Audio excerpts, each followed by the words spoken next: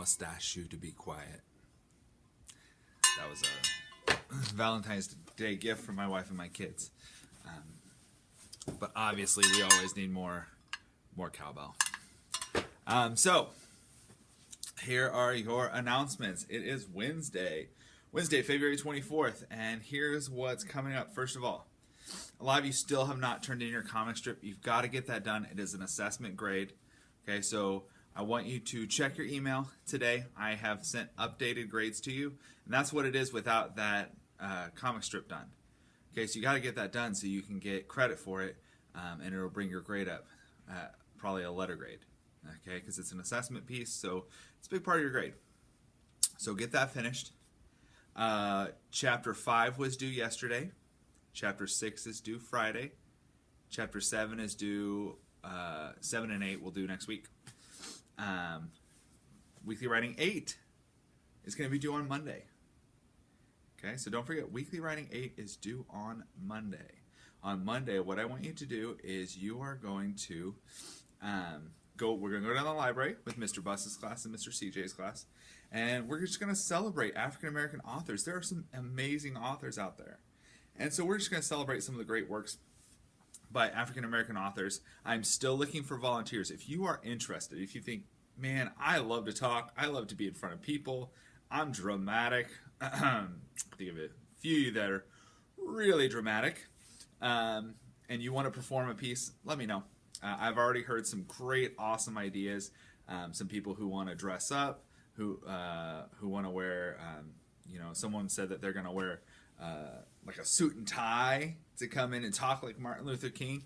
That would be awesome. Okay, so this is kind of a big deal. This is our first year doing it, but it should be a lot of fun. But this is your chance to showcase some of those great authors. Remember, for Weekly Writing 8, the reading to the group is optional, but the Weekly Writing 8 is not. So you need to choose a poem, a book, a story, some sort of text, and get that onto Google Classroom. Whether that's taking a picture of it with your iPad or copying and pasting it onto a Google Doc. But you need to get that text on there and then write a paragraph about how the world is a better place because of that text. Now, like I said yesterday, you are allowed to add or do artwork instead, because there are some amazing African-American artists that aren't always recognized. When I talked to Miss Metro and Mr. Amershek about this, they said there are some great artists, but the problem is they don't get the attention they deserve. And so we're going to focus the light on some of those amazing African-American artists as well.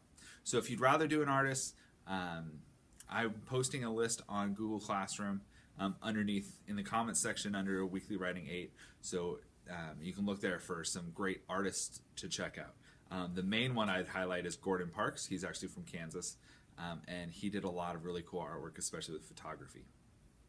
All right, so here's what we are going to do now. You need to get out your bell work. Do your bell work question.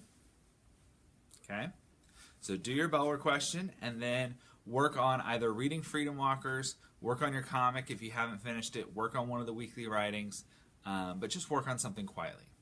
Okay, those are your options. We'll get started here in a little bit. Today we're going to be reading an article, a modern article, talking, kind of connecting what we've been doing with the civil rights movement to an event that happened recently where some people stood up for what they believed in. And so we're going to make some comparisons there. All right, that is all I've got for today. As always, it's never too late to book it forward and be awesome.